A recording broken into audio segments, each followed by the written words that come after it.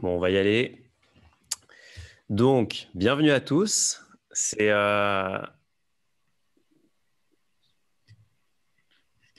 notre premier Finari Talk. Donc, c'est quelque chose de très particulier aujourd'hui. On est vraiment super content de vous accueillir tous, les spectateurs et évidemment Benjamin, qui nous fait le plaisir de participer aujourd'hui. Je vous rappelle que le Finari Talk, l'idée, c'est vraiment d'inviter des gens qui vont pas forcément s'exprimer en public ou qui ont des expertises hyper particulières euh, et qui vont pouvoir vous partager en fait tout un tas d'insights pour que vous puissiez améliorer votre gestion de patrimoine. Donc, on va faire ça tous les mois et la participation est évidemment gratuite.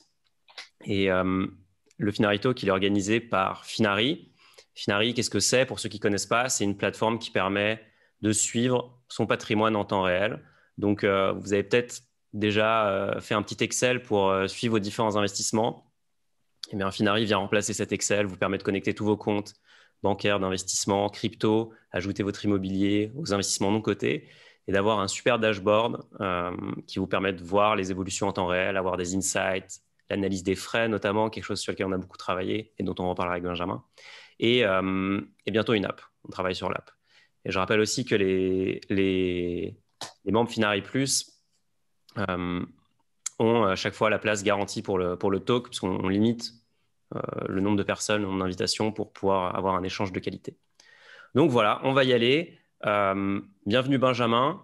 Est-ce que tu peux te présenter en quelques minutes, nous donner un peu de background sur ton parcours et qui tu es? Salut Mounir, bonjour à tous. Écoute, merci d'organiser cette première session Finari.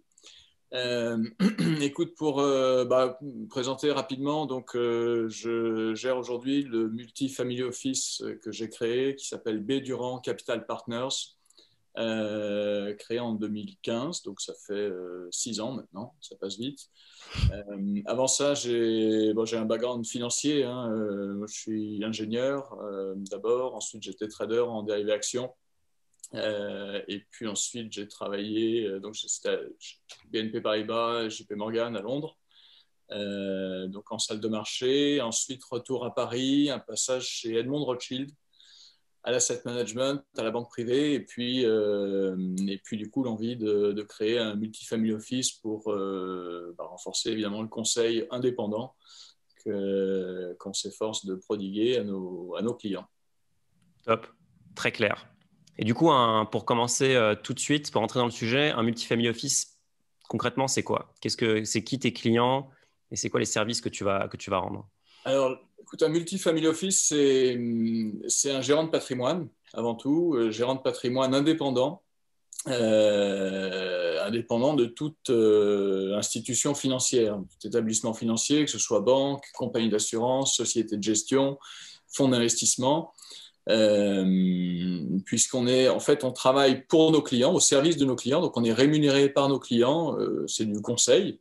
Et donc, on va faire du conseil en gestion de fortune, du conseil en structuration patrimoniale et fiscale, du conseil en immobilier, en acquisition immobilière, en financement immobilier, en équilibre actif-passif. Et voilà, tout ça donc en travaillant avec tous les établissements financiers, hein, puisqu'on n'est pas dépositaire des fonds, bien entendu. Donc, on travaille avec toutes les banques privées, avec tous les fonds de la place. Simplement, voilà, il y a ce côté indépendant et qui nous permet de pas pousser un produit plutôt qu'un autre et de travailler voilà, simplement avec nos clients qui sont généralement donc des entrepreneurs qui vendent leur entreprise après des années de travail, qui se retrouvent à la tête d'un capital dont ils n'ont pas forcément l'habitude ou qui ne sont pas forcément préparés à toucher autant d'argent. Et évidemment, quand ça arrive, c'est finalement beaucoup de responsabilités et donc c'est généralement à ce moment-là qu'on intervient. Top. Et donc, c'est quoi le seuil d'entrée à partir duquel on va pouvoir accéder au multifamily office? Écoute, il n'y a pas vraiment de seuil d'entrée justement parce qu'on n'est pas une banque privée, donc on n'est pas soumis à des départements marketing de banque privée, gestion de fortune, d'ultra high net worth, etc. Mais grosso modo, ça devient intéressant dès lors qu'il y a un enjeu suffisant pour les clients et pour nous de travailler ensemble. Donc, par un patrimoine qui va être complexe de par sa taille ou de par des spécificités d'internationalité, ou de fiscalité ou des complexités familiales qui nécessitent du conseil. Donc, il n'y a pas vraiment de minimum d'accès. Quand j'ai créé même le Multifamily Office, l'idée était de pouvoir démocratiser le family office et la gestion de fortune au plus grand nombre. Après, on est limité par le nombre, la taille humaine du conseil et que les journées font que 24 heures. Donc, évidemment, on est obligé de se concentrer sur les plus grosses problématiques. Mais voilà, on essaie d'être ouvert. Tu peux nous donner un montant, peut-être le client type chez toi, il a combien Client type, c'est pas. Mais disons qu'on intervient, on va dire, de 1 million à plusieurs centaines de millions. Voilà. Okay. Au-delà de ça, si tu veux, le business de la gestion de fortune est structuré de telle sorte qu'ensuite, généralement, tu as des single family office, l'entrepreneur ou la famille qui détient plusieurs centaines de millions, a tendance généralement à recruter 10, 20, 40 salariés. Et donc, à ce moment-là, nous, on peut intervenir pour les single family office pour gérer une petite poche de leur fortune. Mais voilà, nous, en gros, c'est de quelques millions à quelques centaines de millions. Ok. Peut-être que c'est intéressant, tu as parlé des single family office, de remettre un peu les choses en perspective. Si je devais schématiser, en gros, le niveau 1 de l'investisseur, c'est l'investisseur retail, l'investisseur particulier, qui lui va aller voir la banque de réseau, la BNP, la banque postale, etc. Après, au-dessus, il va y avoir la banque privée de réseau, par exemple BNP, banque privée. Encore au-dessus, il va y avoir la gestion de fortune. Donc, ça va être les Rothschild & Co. Ça va être Edmond Rothschild. Encore au-dessus, le Multifamily Office, qui est en fait une structure qui est plus personnalisée que ce que peut proposer ou d'ailleurs peut-être en parallèle d'une banque privée. Et disons, le cône haut de la pyramide, c'est le Single Family Office, qui lui est en fait c'est une structure dédiée à une personne ou à une famille qui va que s'occuper de protéger ou de faire fructifier son capital. C'est ça? Exactement. Exactement. Je crois que tu as bien résumé effectivement la pyramide de l'organisation en fait de la gestion de patrimoine selon les différents patrimoines. Ça marche.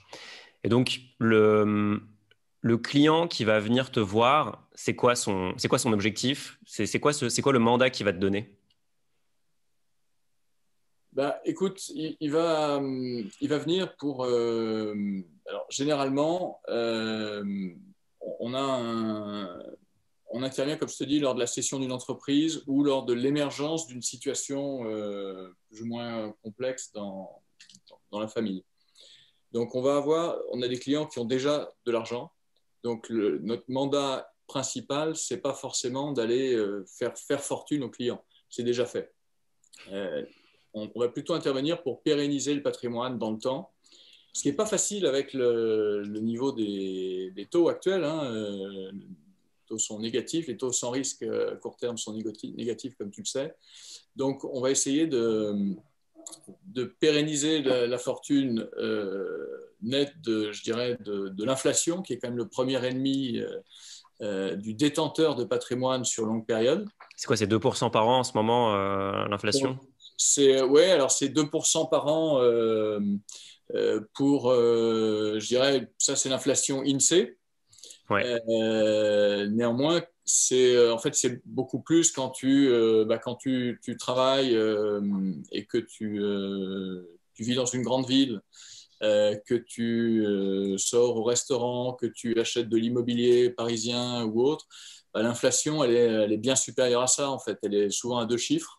Ça, c'est pas l'inflation de la baguette de pain on a fait un travail récemment sur le prix des études à HEC qui a doublé en 10 ans. Ouais, ça c'est incroyable. Ça, c'est un vrai marqueur c'est vrai. qui est susceptible d'intéresser tout le monde. Les études supérieures ont doublé de prix.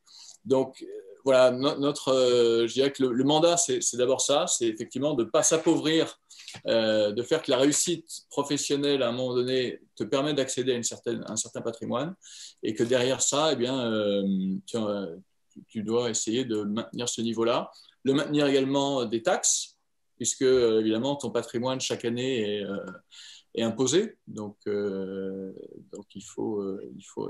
là aussi, alors, le patrimoine est moins imposé. Les revenus du patrimoine sont moins imposés en France que les revenus du travail. Donc, mais il n'empêche qu'il faut quand même générer suffisamment de performance pour payer ça aussi. Et puis après, essayer de développer aussi le patrimoine par rapport à son train de vie. Donc, vivre de son patrimoine, ça c'est potentiellement aussi une de nos missions. Et puis une fois que toutes ces trois piles sont bien comprises et remplies, on essaie d'enrichir évidemment le client. Donc, et là, vraiment, ça nécessite de prendre du risque, puisque voilà, avec les taux sans risque, tu es obligé aujourd'hui disons, d'accepter une certaine volatilité pour aller sur des actifs risqués, comme les actions, comme le private equity, on en parlera, renoncer donc parfois même à une certaine liquidité, pour générer de la performance qui, là, elle, va te permettre de t'enrichir sur une longue période. Oui, parce que tu m'avais envoyé un triangle que je trouvais hyper intéressant, que j'avais pas vu avant. C'était un triangle qui avait la performance, la volatilité et la liquidité comme point. Voilà. Et donc, c'est quoi l'idée de ce triangle? Je pense que c'est hyper intéressant Écoute, ce de triangle, passer tous les investissements par ce le principe. triangle de l'investisseur en 2021. C'est-à-dire que tu peux aller très haut dans la performance, à condition d'aller très haut aussi dans la volatilité. C'est-à-dire qu'aujourd'hui, ben voilà, tu ne peux pas faire 15% de perf, ni même 10% de perf, sans avoir un risque très important sur la variation de ton capital. Ça ne veut pas dire qu'à terme, tu perdras de l'argent, évidemment, mais ça veut dire qu'il faut être capable d'accepter beaucoup de variations de valeur. Et donc, si tu veux, c'est plus la génération de nos parents, par exemple, où effectivement, tu te disais, tiens, j'achète des obligations d'État à 5% par an, et puis j'ai 1 million, ça me fait 50 000, j'ai 2 millions, ça fait 100 000, et puis j'ai besoin de X pour vivre chaque année, et je pars en retraite tranquille. Ça ne marche plus.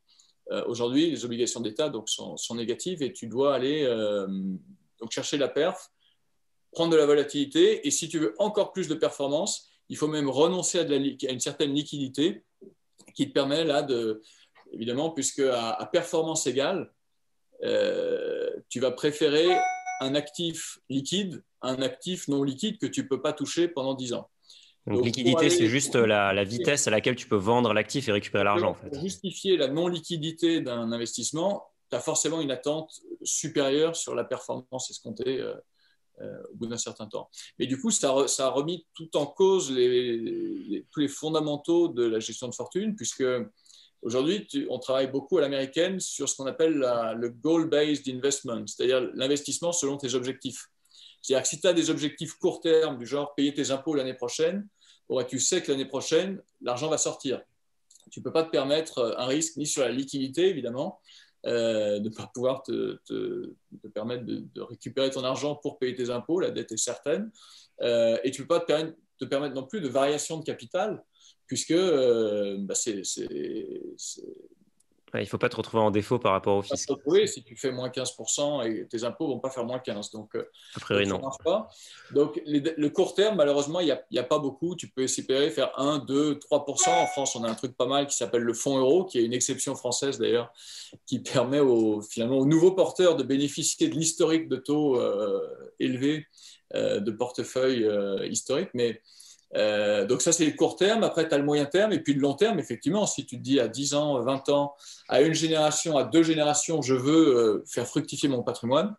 Alors là, si tu veux, je veux dans 10 ans financer les études de mes enfants, tu as du temps devant toi, tu peux prendre du risque. Il y aura des variations, mais a priori, à 10 ans, tu sais que tu as un cycle complet qui te permet de pouvoir encaisser et moyenner la performance historique de ta classe d'actifs. Ok. Justement, écoute, tu m'avais envoyé une allocation type. Donc, je vais la projeter et je pense que on pourra la commenter ensemble. Ça sera assez intéressant. Donc là, normalement, vous devriez la voir. Vous confirmez? Tu la vois, toi, Benjamin? Donc, ça devrait être bon. Ouais, ouais. Ok, donc ça, vas-y, ça c'est l'allocation que tu proposerais. C'est quel type de profil et ce serait quoi l'objectif typiquement ou les objectifs qu'aurait cet investisseur? Là, bon, j'ai envoyé ça histoire de mettre quelque chose, hein. C'est une base de discussion et il n'y a pas de portefeuille type. Mais si tu veux, on travaille du coup dans ces différentes poches et de manière générale aussi pour les patrimoines des clients en cœur satellite. C'est-à-dire que tu as un cœur de portefeuille qui constitue finalement ton vaisseau amiral, la poche qui va justement faire l'inflation, plus les impôts, plus ton train de vie, plus éventuellement un certain enrichissement selon le degré et justement selon les pondérations que tu vas mettre dans ce graphe. Et puis à côté de ça, tu as ce qu'on appelle les satellites qui vont être des poches un peu plus, alors soit un peu plus fun, soit un peu plus risquées, qui vont te permettre d'aller sur des choses qui t'intéressent un peu plus ou qui sont très risqués, mais qui peuvent gagner beaucoup, pour là, justement, essayer de décorréler un peu et aller chercher des rendements que tu n'as pas sur ta poche principale, puisque finalement, les 70% du cœur de portefeuille doivent te permettre d'atteindre déjà ton objectif, tes objectifs principaux.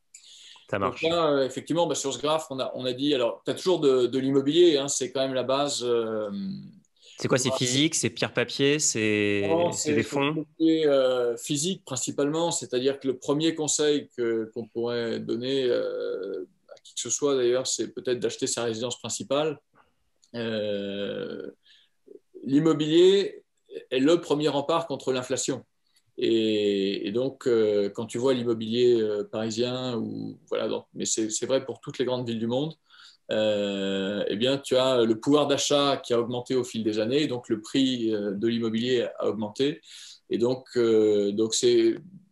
voilà, il en faut dans un patrimoine. Ça peut être de l'immobilier de jouissance, comme on dit, donc résidence principale, résidence secondaire. Ça peut être de l'immobilier d'investissement. Ça peut être de la pierre-papier pour ceux qui veulent. Mais en tout cas, je pense il en faut. Après, on pourra discuter, est-ce qu'il en faut en cash ou est-ce qu'il en faut à crédit? Ça, c'est un autre sujet, mais en tout cas, et puis les Français tous les investisseurs français, nous tous, on est généralement assez sensibles à l'immobilier. C'est clair. Et c'est assez défensif, en fait.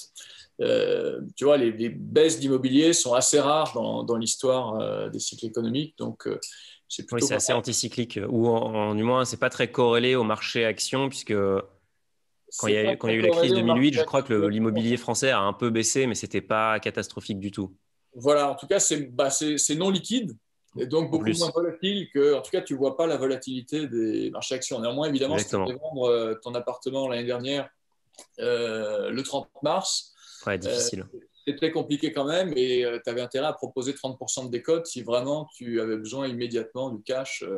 Sinon, personne ne se positionnait à ce moment-là. Donc, tu vois, il peut y avoir quand même une certaine corrélation. Mais effectivement, sur longue période, c'est le premier rempart contre Donc l'inflation. ça, c'est la base. Après, C'est la les base. actions, t'achètes comment? Ça va être dans une assurance vie, ça va être dans Alors un après, PEA, ça va être du la titre. poche, peut-être avant les actions, il y a le fonds euro, donc qui est le Ouais, truc français qui te permet c'est un agrégat d'obligations en fait, hein, ouais. et qui te permet de générer encore 1, 2, 2,5%, voire un petit peu plus sur certains fonds euros. Et là, sans risque, garanti en capital par l'assureur. Donc ton seul risque, finalement, c'est la solvabilité de l'assureur, le risque de liquidité de l'assureur. Mais sauf faillite d'un assureur, en principe, ce n'est pas le cas. Donc ça te permet d'avoir du cash pour dégainer, qui ne rapporte pas zéro, qui n'est pas en négatif, puisque les banques aussi commencent à taxer les dépôts. Donc voilà, ça te permet d'avoir une réserve de liquidité pour saisir des opportunités. Mais c'est relativement faible quand même. Ouais, on n'en C'est met pas un pas beaucoup pilier. parce que ça fait même plus l'inflation. Voilà. Justement, tu vois, c'est plus opportuniste qu'autre chose. Ouais. C'est pareil pour les obligations. Aujourd'hui, on en met peu, mais tu peux avoir certaines périodes dans lesquelles les obligations peuvent monter. Si je prends l'année dernière, tu vois, l'obligation d'État américaine, quand la Fed a baissé ses taux, les obligations d'État US ont monté alors que il a fallu abaisser ses taux parce qu'évidemment tout le marché s'était effondré. Donc voilà, tu as des circonstances de décorrélation des obligues et des actions. L'or, pareil, c'est toujours le rempart contre l'inflation. C'est du physique que vous achetez ou c'est des actions de On Oricap? essaye d'avoir du physique parce que dès lors que tu as du synthétique ou des actions, tu te retrouves dans la catégorie produits financiers. Ouais, tout à fait, ouais. Qui ne sont pas forcément ton rempart contre la faillite systémique. Bon, même si c'est quand même, enfin, voilà, c'est pas notre scénario principal, heureusement, mais idéalement, il en faut un peu physique. Okay. Et puis après, tu as la partie risquée, donc c'est-à-dire les actions et le private equity, qui sont des actions aussi, hein, simplement cotées, non cotées. Bon, là, je te mets 30-20, histoire de dire que la base, c'est quand même les actions cotées parce que tu as une liquidité, tu as une espérance de gain historique sur les actions de 7 à 8%. Hein, si tu prends une moyenne sur 30 ans, c'est un peu ce que ça rapporte. Le private equity a une rentabilité historique bien supérieure à ça. C'est quoi les rentabilités des meilleurs fonds? Les meilleurs fonds, c'est des rentabilités énormes. Hein. Tu es au-delà des 20-25% de TRI, donc de performance annuelle composée. Il faut peut-être préciser que le private equity, par exemple, les grands noms du private equity, ça va être des KKR ou il y a quoi? Il y a Carlyle. Oui, Carlyle, Blackstone. Blackstone. Par contre, le problème du private equity, pour le coup, c'est que c'est complètement inaccessible puisque pour rentrer dans un fonds KKR, déjà, ils ne veulent pas de toi parce qu'ils ont assez de clients existants qui sont prêts à remettre. Et en plus, le ticket minimum, je crois que chez KKR, c'est 5 millions en direct. Enfin, et encore, à condition qu'ils veuillent bien de toi. Parce qu'en fait, le sujet de ces fonds-là aujourd'hui… c'est pas de lever des fonds, c'est de… Pas de lever des fonds, c'est plutôt de pouvoir les investir. Et voilà, quand Blackstone ouvre un nouveau fonds de private equity à 10 milliards, il l'ouvre le matin, le soir il le ferme, il y a 10 milliards qui sont rentrés dans les caisses. Et évidemment, ils n'ont pas appelé les petits porteurs, mais les petits porteurs étant même des porteurs à 20 millions, hein, ça ne l'intéresse pas du tout. Aujourd'hui, le private equity, ce n'est pas un truc de personnes physiques.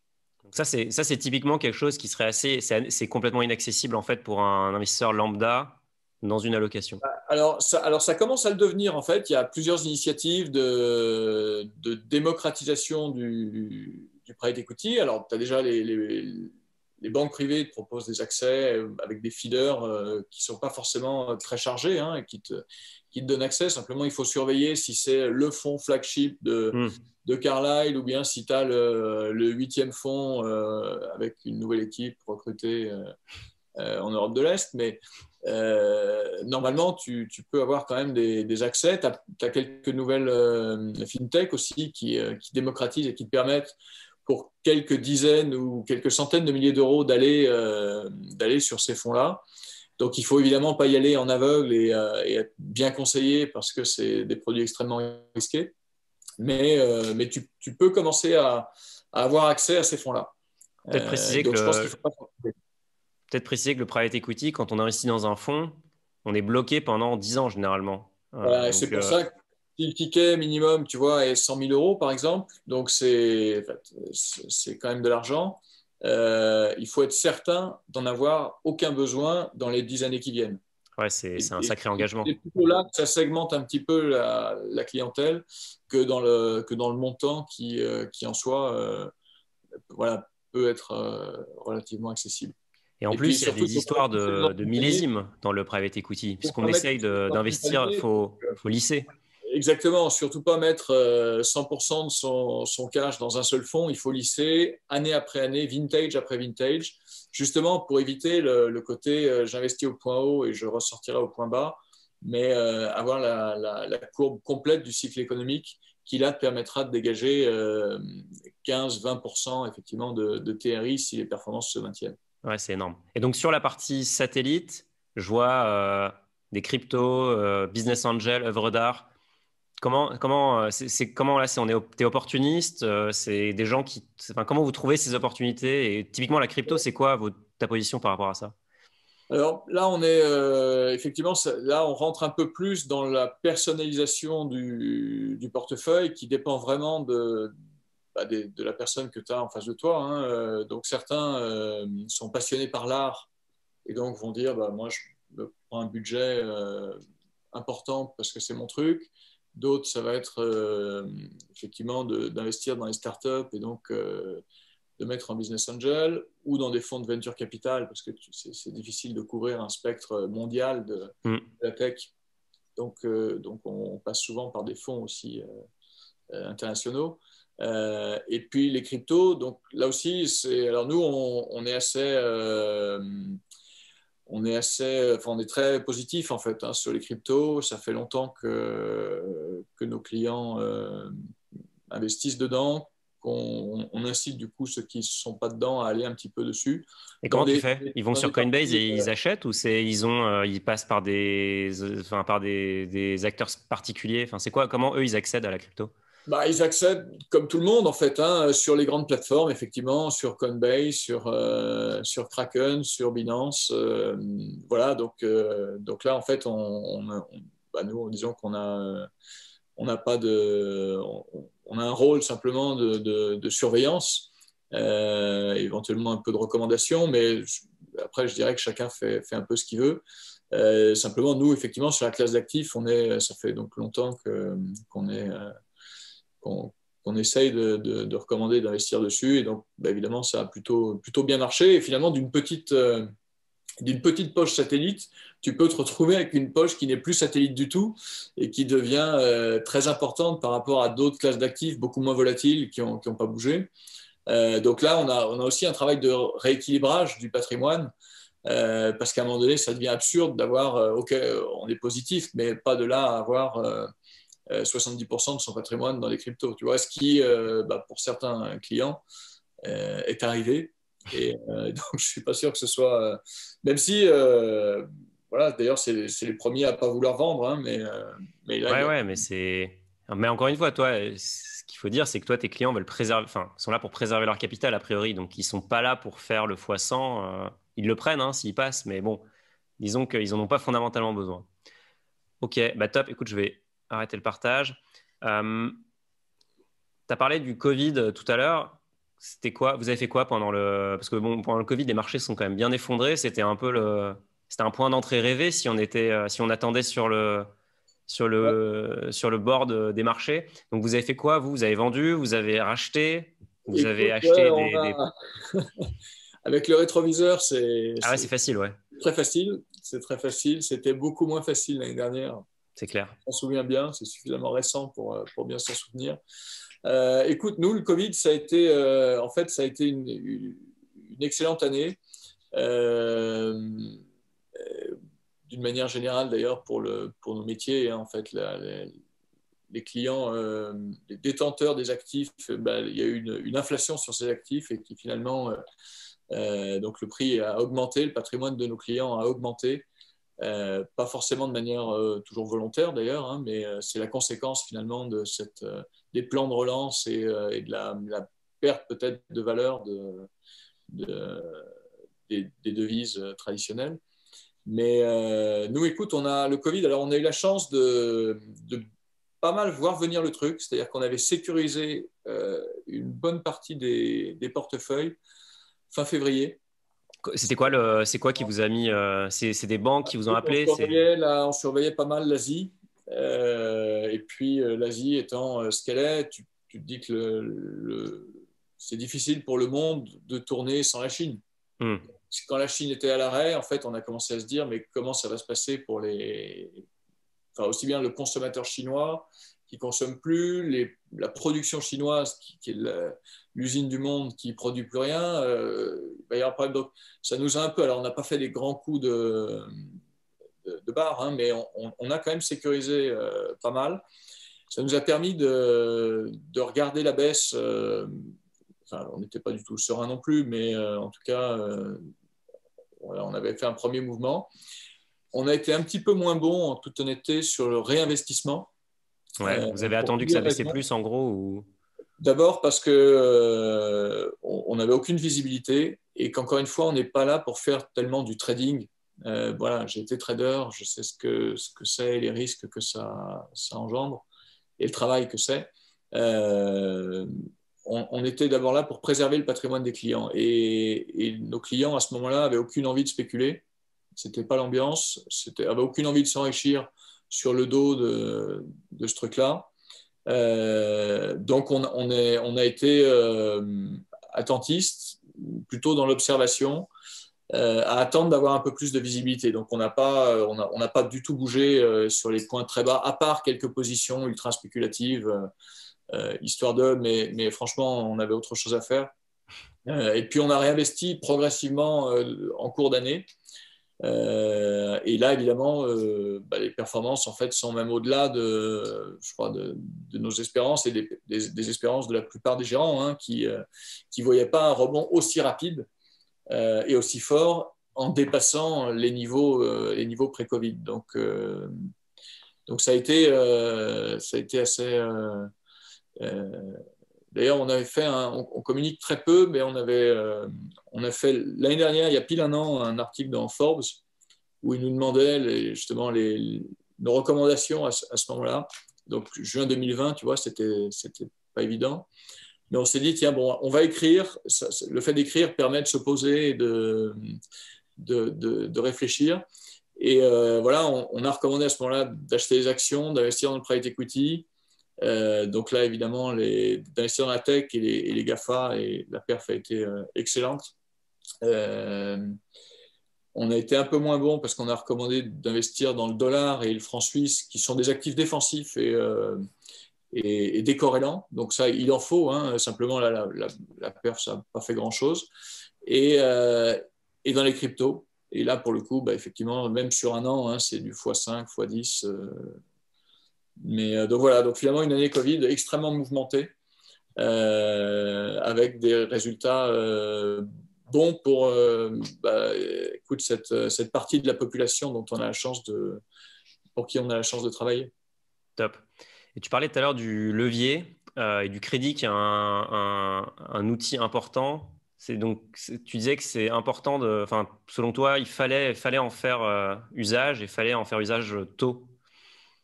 Oui, alors en fait, le crédit, en fait, tout le monde devrait s'endetter. Là aussi, on a eu un changement complet de paradigme par rapport à la génération précédente, où finalement, le fait de s'endetter pouvait être assimilé au fait de ne pas avoir les moyens. Voilà, un truc, si tu pouvais payer cash, tu le payais cash. Pourquoi aussi? Parce que les taux d'intérêt étaient de 5%, 10%. Et donc, à quoi bon payer ça alors que tu avais cette inflation? Il valait mieux payer cash et puis être débarrassé. Aujourd'hui, c'est complètement différent. Et je dirais que quasiment plus tu es fortuné, plus tu peux emprunter, et plus l'accroissement de richesse se creuse avec les gens qui n'utilisent pas cet effet de levier. Et donc, oui, il faut le faire. Et je crois que les personnes fortunées utilisent un crédit qui est un peu différent du crédit que tu vas avoir, le crédit immobilier que tu vas avoir au CIC. C'est le crédit Lombard. Alors, le crédit Lombard, effectivement, oui, ça, c'est un crédit qui est adossé à tes placements financiers. Donc, c'est à la base un truc de banque suisse qui maintenant est pratiqué par tout le monde. Mais ils ont des bonnes idées. un contrat d'assurance vie ou un compte titre ou de l'épargne placé quelque part, cette banque ou cet assureur te prête 50, 60, 70, 80% du montant placé sans avoir à désinvestir le portefeuille. Alors ça, c'est un crédit qui est généralement à taux variable, Euribor 3 mois, plus la marge de la banque. Et donc c'est très faible. Ouais. Je crois qu'on avait regardé, c'est 1, enfin c'est 1% ou quelque chose comme ça. Oui, c'est 1%, voilà, parfois un peu moins, parfois un peu plus, mais c'est l'ordre de grandeur. Donc effectivement, tu empruntes à 1%. Donc la seule chose qui est un peu dangereuse avec ça, c'est que tu as des appels de marge. Oui. C'est-à-dire que quand on te prête 50% de ton portefeuille, si c'est un portefeuille action et que le portefeuille action fait moins 30, bien évidemment, on va te demander de renflouer. Et donc, c'est à ce moment-là qu'il faut être en capacité de le faire. Si tu n'es pas en capacité de le faire et que tu as investi dans un projet non liquide avec les 50% qu'on t'a prêté, là, ça ne marche pas. Donc, ce crédit, on l'utilise beaucoup. Enfin, il est très pratiqué par nos clients. Mais moi, je parlais plutôt de l'effet de levier de l'immobilier, du crédit immobilier. C'est là où on a la chance en France de pouvoir emprunter à taux fixe sur 20 ans, sur 25 ans, c'est quasiment unique. Enfin, je veux dire, un Américain emprunte à taux variable, un Suisse emprunte à taux variable. Donc, je crois qu'il faut vraiment l'utiliser parce que non seulement tu payes 100 un actif qui, avec l'inflation, comme on l'a dit, va peut-être valoir 110, 120, 130. Parfois même, tu as un locataire qui va même pas te demander d'efforts d'épargne supplémentaires pour payer ce crédit. Et donc, finalement, la capacité d'endettement est l'un des premiers trucs, je crois, à regarder quand on est en début de carrière ou quand on est très fortuné. Ça marche pour tout le monde. Ok. Et vu qu'on est dans la partie un peu conseil, on va terminer un peu sur ça avant de passer aux questions. C'est quoi les choses ce que vous faites dans la gestion de fortune qui pourraient s'appliquer à des investisseurs particuliers qui n'ont pas des millions d'euros à placer? Euh, Ou les grands principes que vous utilisez et qui sont valables pour tout le monde? Bah écoute, donc je dirais que voilà, le premier conseil, c'est peut-être je pense effectivement d'investir, d'emprunter pour acheter de l'immobilier. Ça me semble être, en fait, plus tu le fais tôt, tu le constates, que plus tu le fais tôt, plus c'est rentable et plus ça marche. Donc je pense il faut le faire. Le deuxième conseil, c'est peut-être de prendre du risque. Et ça à tous les âges et toutes générations comprises. Ça, comme je te dis, aujourd'hui, il faut prendre du risque pour battre l'inflation et pour faire grandir son patrimoine. Et finalement, le risque de décroissance économique sur longue période me semble enfin, voilà, quasi inexistant. Si tu veux, si tu as un horizon de placement suffisamment long devant toi, j'ai pas de date, mais ça peut être, si c'est pas 5 ans, c'est 10 ans, si c'est pas 10 ans, c'est 15 ans. Comme on dit, un investissement court terme qui tourne mal devient un investissement long terme, mais globalement, à la fin, voilà, ça monte toujours. Donc, je pense qu'il faut le faire, à la fois quand on est jeune et à la fois, même, si tu lis les doctrines de l'AMF ou de la CPR qui recommandent de sécuriser ton patrimoine plus tu avances en âge, parce que en fait, tu n'as plus la capacité, en cas de perte, de rebondir et un horizon de placement devant toi qui est plus faible. Ça ne concerne pas tellement nos clients, mais ça ne doit pas concerner normalement trop de monde non plus, parce que je pense au contraire que c'est au moment où tu ne travailles plus que ton risque de déclassement financier est le plus grand. C'est-à-dire que tant que tu travailles et que tu as la capacité de générer des revenus par un salaire, s'il y a de l'inflation, tu en profiteras. Le jour où tu ne travailles plus, eh bien, tu prends le risque, si tu n'investis pas en actions, d'être complètement déclassé par la croissance économique. Et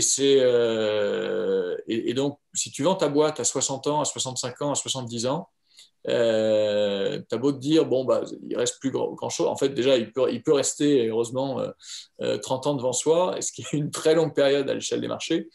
Mais surtout, si tu veux pas être déclassé, parce que l'enjeu des retraites, tu vois, c'est un truc très important, aussi bien pour les jeunes que pour les seniors. Et les seniors, on dit qu'ils ont des belles retraites, mais c'est pas vrai, en fait. Aujourd'hui, quand tu es retraité et que ta pension est plus revalorisée chaque année, tu es vite déclassé par l'inflation dont on a parlé.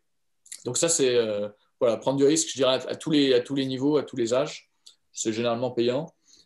Capitaliser les intérêts, ça aussi, je t'en avais un peu parlé, mais quand tu ne retires pas chaque année pour ton train de vie les intérêts de ton patrimoine, tu rentres dans ce qu'on appelle les intérêts composés, qui en finance sont le truc le plus puissant que tu puisses avoir. C'est-à-dire que quand tu places 1 million et que tu fais 5%, 10% par an ou 15% par an ou 20% sur le private equity, et que l'année d'après, tu as 120 qui lui-même retravaille à 20% et ainsi de suite, tu arrives sur des rentabilités qui sont énormes. Et en fait, ça, tu peux l'appliquer à tous les niveaux. Mais donc, je crois que cette histoire de capitalisation est très importante aussi. Yes, complètement d'accord. Écoute, on va passer aux questions. Je vais commencer par les questions de la communauté. Alors, un petit instant.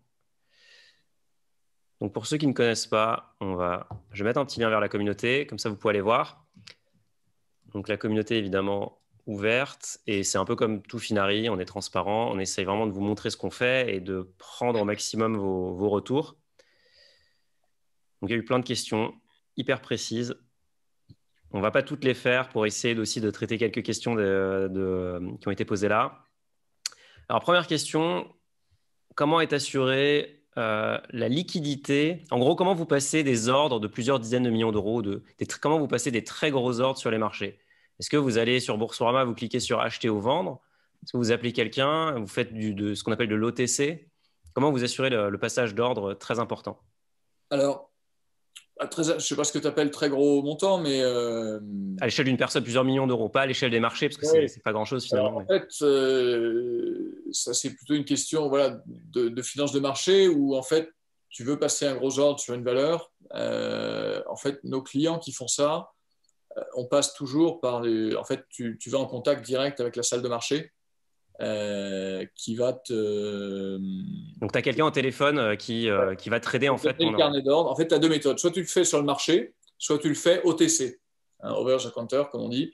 Et donc, où là, tu échanges un bloc directement d'un très gros montant en face d'un acquéreur qui lui-même, parce que toi, tu veux acheter ou tu veux vendre, et tu as toujours une contrepartie, en étant d'accord sur un prix de marché ou un peu écarté du marché, qui soit donc en off. Hein. Mais Donc, ça passe pas par le carnet d'ordre, c'est-à-dire que non, ça n'aura pas d'impact sur le prix un aussi. très gros ordre passe généralement pas par le carnet d'ordre. Et s'il passe dans le carnet d'ordre, tu as peu de chances que quelqu'un vienne taper ton ordre. Donc, il peut se faire en plusieurs fois. Ok. J'en sais rien, tu mets un ordre de 10 millions, bah, tu vas peut-être exécuter à 100 pour 1 million, à 102 pour 3 millions, à 104 et ainsi de suite. Donc, il faut prendre le risque ou alors tu mets un ordre limite. Et puis, effectivement, bah, ton ordre, mais il va être exécuté partiellement à chaque fois. Si tu veux tout passer en bloc, tu n'as pas d'autre choix que de passer OTC. Ok. Il y a pas mal de questions autour de la fiscalité et de la défiscalisation et de l'optimisation fiscale. Et j'aimerais bien que tu donnes ton avis sur les dispositifs type Pinel, de Normandie, etc. Et aussi comment vous faites, comment vous traitez la question fiscale, qui, lorsque tu as des millions d'euros, l'impact, il est encore plus important. Oui, alors, nous, on a tendance à traiter la fiscalité à la racine, c'est-à-dire sur l'assiette, l'assiette de travail, l'assiette fiscale, et non pas par un outil défiscalisant quelconque qui va te permettre de gagner 5 ou 10 000 euros. Donc, en fait, on travaille plutôt sur quels est les revenus catégoriels, quelle est la base de. Qu'est-ce qui génère l'impôt finalement, et est-ce qu'on a un moyen de travailler sur cette ligne tout en haut qui génère l'imposition. 9 fois sur 10, d'ailleurs, tu peux le faire et donc c'est plus efficace. Donc, très concrètement, c'est vous favorisez les revenus du capital par rapport aux revenus du travail parce que c'est moins fiscalisé, vous essayez de. Voilà. Par exemple, oui, exactement. Exactement. Et d'ailleurs, Pour favoriser les revenus du capital, encore faut-il avoir du capital. bien sûr. Donc, généralement, il faut qu'il y ait quelqu'un qui ait beaucoup travaillé et payé beaucoup de revenus d'impôts sur le revenu du travail pour avoir du capital et ensuite être un peu en vitesse de croisière là-dessus. Donc, alors parfois c'est l'entrepreneur lui-même, parfois c'est les générations du dessus, mais à la base il y a toujours quelqu'un qui a payé beaucoup d'impôts sur le revenu. Hein, mais c'est vrai que la taxation sur le capital a tendance à être vue comme une double taxation. C'est-à-dire que tu as déjà payé de l'impôt pour avoir du capital et puis tu en repayes une fois que tu génères du. Enfin bon, c'est le principe. Voilà. Non, après, nous, sur tous ces dispositifs dont tu parles, en fait, on ne travaille pas du tout avec ça. Pourquoi? Parce que déjà, c'est plafonné dans les niches fiscales qui doivent être de 10 000 euros ou quelque chose comme ça et qui, finalement, dès que tu as des enfants, une nounou ou des gardes, des services à domicile, ça vient neutraliser cette réduction d'impôt. Ce qui est le cas quand même de beaucoup de nos clients. Et puis, encore une fois, se concentrer sur la fiscalité pour réduire quelques milliers d'euros, ce n'est pas forcément ce qu'on recommande. C'est pas l'impact principal, c'est pas l'objectif principal, ouais. À mon avis. Hein, Ça marche. Alors, je vais passer aux questions de l'audience. Continuez à les poser si vous voulez en cliquant sur Q&R. Alors, Simon B veut savoir quel conseil quand on est chef d'entreprise et qu'on doit rester en France pour optimiser ses impôts. Ça, c'est un peu ce qu'on fait au quotidien. Hein. C'est-à-dire qu'on prêche presque pour que les entrepreneurs restent en France. Et en fait, quand tu vis en France et que tu es bien organisé et bien conseillé, bah, il n'y a pas à payer, il n'y a pas de raison de payer énormément d'impôts. Euh, donc, quel conseil? C'est effectivement favoriser. Alors, c'est très variable d'une année sur l'autre. En ce moment, les dividendes sont beaucoup moins fiscalisés que les salaires. La vente d'entreprise est beaucoup moins fiscalisée que les salaires. Tu as un certain nombre de boucliers fiscaux qui sont en place pour l'IFI. Donc là encore, tu peux avoir énormément de patrimoine immobilier et payer très peu d'impôts sur la fortune immobilière. Tu as des mécanismes d'apport à holding et de cession, de réinvestissement dans les holdings, donc basculer non pas à l'impôt sur le revenu, mais à l'impôt sur les sociétés. Bon, tout ça, c'est des mécanismes qui sont très traditionnels, qui finalement sont assez usuels et qui ne sont pas du tout des optimisations fiscales frauduleuses, hein. C'est simplement l'application des textes. Oui, c'est complètement standardisé, ça. Totalement standardisé. Et effectivement, sinon, il n'y aurait plus personne en France. Donc, heureusement que ça existe. Et effectivement, je te confirme que tu peux t'organiser de telle sorte à capitaliser, là encore, à un certain niveau, à capitaliser le fruit de tes investissements pour ne pas subir trop d'impôts. D'ailleurs, il y avait une question liée, c'était à partir de quel montant c'est intéressant de contacter un avocat fiscaliste pour faire ce genre de montage et c'est quoi les coûts typiques? Contacter un fiscaliste, tu peux le contacter quand tu veux, hein. Il faut simplement ça te génère quand même, s'organiser comme ça demande un petit peu de temps, à la fois dans le setup et puis ensuite dans le suivi. Donc, c'est vrai qu'il faut que ce soit en lien avec le temps que tu as à y consacrer. Et donc, si pour économiser 5, 10, 50 000 euros, en fait, tu n'as pas le temps de consacrer, de te consacrer à ça, ben, c'est que ce n'est pas suffisant. Donc voilà, mais on crée des holdings, on a des clients qui créent des holdings pour 500 000, 1 million d'euros. Tu peux commencer après, tu payes le frais de setup, un expert comptable. Voilà, donc tu vois, c'est assez. Tout dépend de l'activité et des projets, en fait. Ça marche. Alors, Dominique veut savoir ce que tu penses des ETF. Ce que je pense des ETF, écoute, c'est un grand débat. On aime bien les ETF dans la mesure où tu as pas mal d'indices qui sont difficiles à battre par des gérants actifs. Donc, nous, on est juste un sélectionneur des meilleurs gérants et des meilleurs produits du marché. Donc, quand on ne trouve pas de gérant qui bat l'indice, on prend l'indice et ça marche très bien. Les frais sont bas et c'est vrai que dans un monde où les taux sont faibles, en fait, économiser 50 points de base, 80 points de base, c'est pas négligeable. Simplement, je pense qu'il faut les utiliser avec parcimonie parce que alors déjà, ETF, ça veut tout et rien dire, hein. Tu en as des physiques, tu en as des synthétiques, donc c'est très, très varié. Et puis surtout, l'ETF, il ne faut pas avoir seulement les fees en vue. Il faut aussi avoir le côté, si tu veux, souvent, il y a de plus en plus dans nos clients un aspect finance responsable. Ouais. Moi, d'investir son argent, ok, j'en ai, il faut que je le mette quelque part. Il faut que ça ait du sens. Tant que ça ait du sens et que ça fasse du bien à quelqu'un. Et en ça, l'ETF est quasiment ce qu'il y a de pire, c'est-à-dire que si tu veux, c'est pas du tout fléché. Donc, c'est un peu le Ikea, si tu veux, de la gestion de fortune, hein, l'ETF. Donc, Ikea, c'est top. Pas mal ça, je te le pique. Jusqu'au jour où tu t'intéresses à la déforestation en Amazonie, quoi, et tu te dis, bah merde, en fait, Ikea, c'est peut-être pas si bien. Donc, il faut essayer de se dire que l'ETF, alors maintenant, tu as même des ETF ESG aussi, hein, mais qui, à un moment donné, ont une sélection de valeurs qui est faite par quelqu'un en l'occurrence, c'est souvent BlackRock, tu vois, ou des grosses majors comme ça qui sont très bien. Hein. Mais nous, on aime bien aussi, comme je dis, un peu dans la stratégie cœur satellite, faire travailler des gens dont on sait qu'ils sont bons et où tu vas pouvoir bénéficier d'une sélection et du sens dans ton investissement plutôt que de suivre simplement une réplication synthétique de je ne sais quel indice qui voilà, qui n'a pas de sens particulier. Ça marche. Tu as parlé tout à l'heure de l'indépendance et du coup, il y a Axel qui veut savoir comment fonctionne ta tarification. Alors, sans nous donner le prix à l'euro près, c'est quoi? C'est un pourcentage du patrimoine géré? C'est un frais fixe? C'est comme Finari Plus, Ouais, c'est alors, 120 euros par an?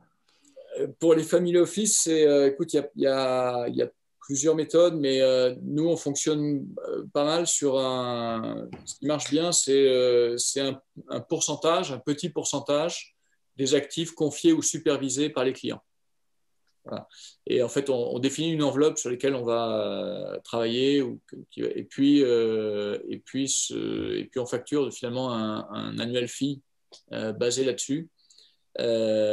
Qui du coup, si le patrimoine augmente, va avoir tendance le fee sera le même, mais l'assiette sera plus importante. Donc, et puis inversement, si ça baisse. Donc, c'est assez vertueux, si tu veux, comme méthode de fonctionnement et c'est aligné avec les intérêts du client.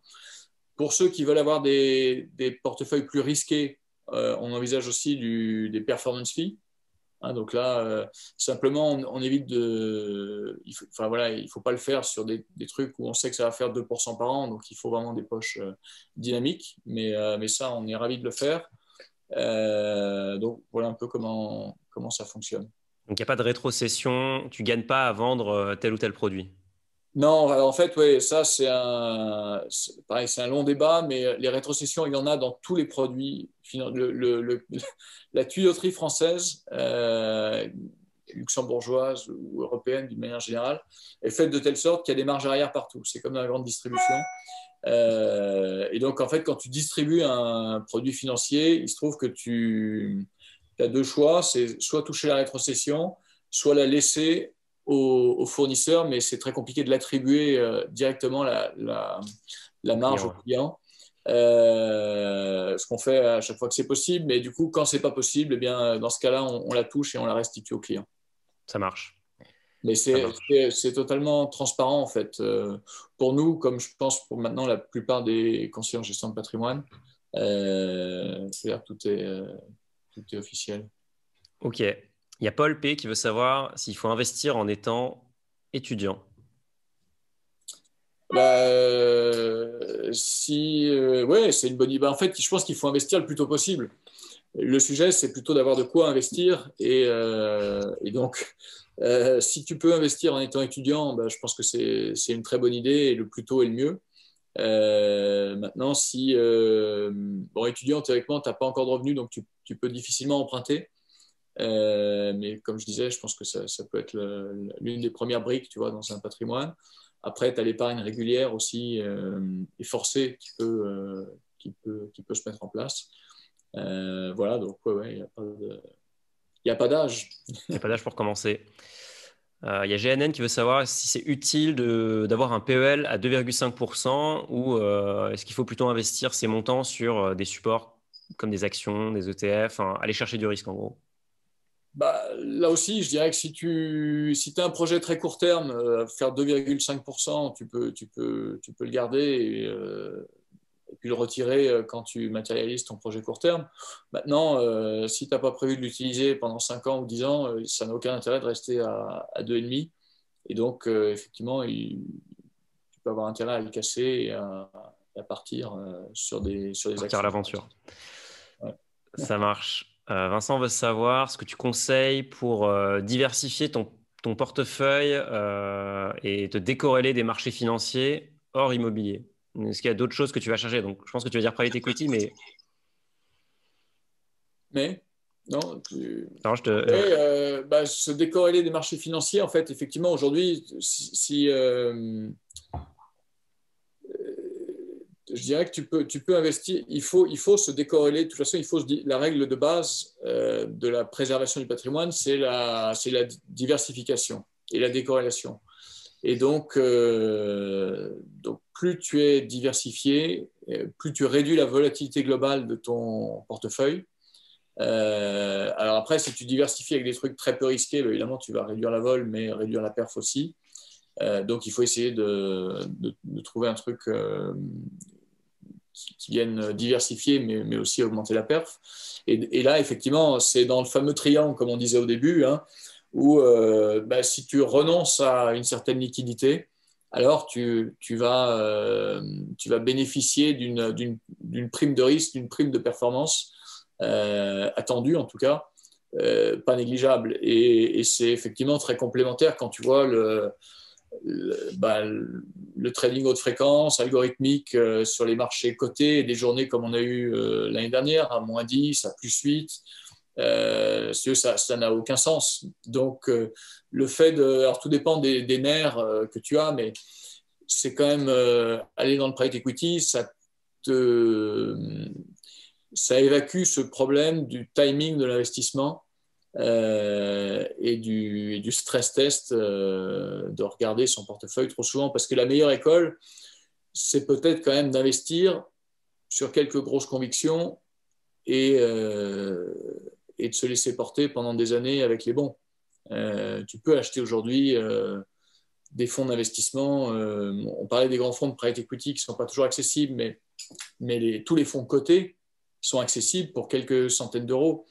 Et là, tu as quand même accès aux meilleurs gérants. Quand tu pars avec un bon gérant ou une belle action et que tu pars dans le sillage d'un entrepreneur coté en bourse, et ben finalement, c'est pas la peine de faire du trading tous les matins. Hein, tu vois, c'est d'ailleurs généralement contre-productif. Déconseillé, ouais. En tout cas, c'est pas du tout ce qu'on fait. C'est vraiment un autre métier. Il y a peu de chances que si c'est pas ton métier, tu aies des infos que les autres n'ont pas. Donc, on a tendance effectivement à avoir des convictions longues dans le côté comme dans le non-côté. Mais l'avantage du non-côté, c'est qu'effectivement, tu n'es pas obligé de le surveiller tous les matins et ça peut éviter le biais cognitif de vendre quand ça se coin un peu. Ça marche. 2 dernières questions. Quelle enveloppe d'investissement favorises-tu? PEA, PEA PME, assurance vie, compte titre? Alors, le support C'est Pierre qui a phare, posé cette question. le support phare en France, c'est l'assurance vie. Parce Pourquoi que par rapport au PEA, c'est pour c'est vous? pas plafonné. Voilà. Tu peux mettre le montant que tu veux dans l'assurance vie, il n'y a pas de plafond. Le PEA, c'est 150 000 euros plus 75 000 euros pour le PEA PME. Donc, Donc pour tes clients qui amènent 10 millions, ça va être… oui, ça n'a pas trop de sens. Et donc, en fait, on a tendance à effectivement encapsuler tout le patrimoine financier géré une grosse partie en tout cas dans l'assurance vie. Pourquoi? Parce que ça te permet de capitaliser tes plus-values et tes placements. C'est-à-dire que l'assurance vie, tu payes un peu de fees pour ça à l'assureur, mais ça te permet quand tu achètes 100, que tu revends 130, tu ne payes pas 10 d'impôts, tu réinvestis 130 et tu ne payes des impôts que le jour où tu retires de ton enveloppe d'assurance vie.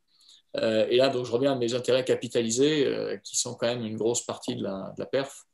Le PEA fonctionne exactement pareil, simplement voilà, le montant est plafonné et l'univers d'investissement est plus faible puisque c'est le plan d'épargne en action, c'est pour les entreprises européennes. Ouais. Et on peut contourner un petit peu avec les ETF synthétiques. Avec les ETF synthétiques, mais là encore, qu'est-ce que tu achètes? Ça demande un peu de boulot et un peu de conseil peut-être pour bien comprendre ce que tu fais. Et tu contournes le truc. Donc, l'essence même, tu vois, c'est plutôt d'essayer de le faire en assurance vie. Après, le compte titre est très bien parce que tu as une réactivité qui est inégalée. Tu veux passer un an sur un compte titre, tu le fais tout de suite sur ce que tu veux. C'est clair. Simplement, effectivement, tu payes ta fiscalité sur les allers-retours si tu es résident français. Yes. Dernière question, je suis désolé, il y en a vraiment beaucoup, beaucoup, beaucoup. Donc, je vais en prendre une au hasard que je pense qui intéressera tout le monde. Est-ce que tu conseilles à tes clients d'investir maintenant alors que tous les marchés sont au plus haut? Le S&P, le Nasdaq, le CAC n'est pas au plus haut, je pense, mais bref.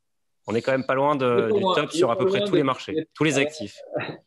Le CAC, écoute, n'est pas loin d'être au plus haut. Et en valeur, je crois que c'est 6 950, pas loin de ça, le record, il y a 20 ans, hein, c'était en 2000. Néanmoins, il est largement au plus haut, dividende réinvesti. Oui, parce que c'est pas dividende réinvesti. Dividende réinvesti, tu as 60% de perf sur les 20 dernières années. Voilà. C'est pas mal. Donc c'est effectivement beaucoup. Enfin, beaucoup, oui et non, parce qu'en fait, d'ailleurs, ça fait que 2,5% par an capitalisé. Donc, tu vois, c'est pas du tout la rentabilité des actions dont on parle quand on fait des matrices statistiques. Oui, le 6, 7, 8%. 6, 7, 8%. Néanmoins, si tu vas jusqu'aux années 90 ou 80 et que tu vas sur une plus longue période, là oui, tu atteins tes 8%. Donc, tu vois, l'observation peut être assez longue. Mais, et donc, on achète ou on n'achète pas là? Qu'est-ce qu'on fait? Écoute, je crois qu'il n'y a pas de règle là-dedans. Moi, j'ai tendance à dire qu'il faut, si tu veux, il faut avoir des actions. Il faut être investi, comme pour toutes les raisons que j'ai données.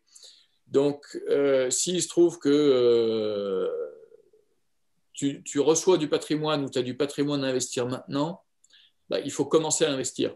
Je ne te dis pas de faire tapis sur le Nasdaq maintenant, mais il faut commencer. Une autre règle de base, hein, c'est l'étalement des versements. Le dollar cost average. Exactement, exactement. Tu lises, tu vois, nous, on n'a pas un entrepreneur qui arrive avec son cash-out qu'on va investir au mois de juillet à 100% parce qu'on l'a rencontré au mois de juin 2021, tu vois, ça n'existe pas. On met 6 mois, 1 an, parfois même plus pour... disons, quand c'est de l'argent que tu as gagné... maintenant, les fortunes se font plus rapidement, hein, mais si tu as mis 20 ans à gagner ton argent, il n'y a aucune raison que tu mettes 1 mois à l'investir. Ouais, tu as le temps, ouais. Donc, il faut aussi remettre ça dans la temporalité du gain. Bon, évidemment, si tu as gagné, si tu as fait fortune en 3 ans, tu peux être tenté de l'investir un petit peu plus vite, mais ce n'est pas le principe de base. Le principe de base, c'est d'étaler. Et donc, la réponse, bah oui, dans le marché actuel, écoute, moi, je n'ai pas de boule de cristal, mais de ce qu'on voit, c'est que les marchés sont haut, mais plutôt raisonnablement valorisé. Donc, nous, en tout cas, on continue bien sûr à investir. Et puis, tu sais, rétrospectivement, quand tu regardes à quel moment tu aurais dû investir, bah, c'est toujours, tu te dis toujours, tiens, j'aurais dû y investir il y a 5 ans. Et donc, oui, il y a très peu de cas, en fait, où encore une fois, et d'autant plus que j'insiste, mais quand tu investis sur les actions, c'est que tu as un goal-based investment loin dans le temps. Ouais. Et donc, c'est que tu as du temps devant toi. Sinon, non, c'est pas la bonne classe. Le timing à 3 mois, c'est qu'il faut pas investir. Ça marche. Trop bien. Je vais ouvrir un vote pour que vous puissiez décider du thème du prochain Finari Talk. Donc là, vous pouvez cliquer sur sondage. Normalement, vous devriez voir. Voilà, je vois les votes qui arrivent à très grande vitesse. On dirait les marchés financiers. On dirait un order book, Benjamin. Ça te plairait. Donc, vous avez plusieurs choix. Crypto, immobilier. Alors là, vous ne me rendez pas un service puisqu'on est quasiment à égalité sur les 4. Donc, crypto, immobilier, startup ou bourse. L'idée, c'est vraiment de sélectionner celui qui vous intéresse le plus et qu'on invite un expert. Peut-être que Benjamin pourra nous recommander un expert sur la thématique. Là, on se dirige plutôt vers l'immobilier a priori. On continuera un vote sur la communauté pour être sûr. Top. Alors, il y a des participants qui lèvent la main. Si vous avez des questions, vous pouvez encore les poser et j'essaierai d'y répondre après. Mais là, on va devoir stopper là puisque Benjamin doit passer à autre chose. Je rappelle que ce talk était présenté par Finari. Si vous n'avez pas de compte Finari, eh bien, c'est le moment d'y aller parce qu'on ne peut pas améliorer ce qu'on ne mesure pas. Et Finari vous permet de mesurer votre patrimoine, de le suivre. Alors, pas tous les jours. N'allez pas sur Finari tous les jours parce qu'il ne faut pas trop regarder non plus les marchés. Mais voilà, on va vous donner tout un tas d'insights, notamment sur les frais d'investissement qui peuvent manger la performance. Et d'ailleurs, on va montrer aussi l'impact des intérêts composés. Donc, n'hésitez pas à créer un compte, c'est gratuit. Je vous donne aussi rendez-vous sur la communauté. J'ai posté le lien dans les commentaires. Il y a plein de super conversations qui s'y passent, donc n'hésitez pas à y faire un tour. Et j'espère que ça vous a plu. Voilà, j'espère que ça vous a plu. Vous pouvez poster vos feedbacks sur la communauté et on les prendra en compte pour améliorer le format la prochaine fois. Merci beaucoup, Benjamin, pour ton temps. C'était hyper intéressant, j'ai trouvé. Merci Mounir, écoute, je suis ravi si ça peut servir. Et puis, félicitations pour déjà ce que vous avez réussi à créer avec Finari. Tu vois, nous, on est bien placés pour observer les différentes initiatives dans le domaine. Et là, je trouve que vous avez fait un outil en très peu de temps qui est déjà top. Donc, écoute, je vous souhaite longue vie et puis une belle croissance. Et puis, ce qui est bien avec ce genre d'outils, c'est que justement, on peut essayer de démocratiser un peu la gestion de fortune et scaler ça. Donc, écoute, je vous souhaite beaucoup de réussite. Top, merci beaucoup. D'ailleurs, les utilisateurs Finari, sachez que les gens qui ont plusieurs milliards suivent leur patrimoine sur Excel. Donc, vous êtes mieux équipés qu'eux déjà aujourd'hui et ça va que s'améliorer avec le temps. Et c'est vrai, hein, c'est pas, Benjamin, tu confirmes, c'est vraiment encore sur Excel. Je te confirme qu'il y a très peu d'outils pour faire de l'agrégation de gros patrimoines complexes et que donc Excel reste le mettre à bord, mais pas pour longtemps. Merci à tous. Je vous donne rendez-vous sur Finari et dans un mois pour un prochain Finari Talk. À très vite. Au revoir.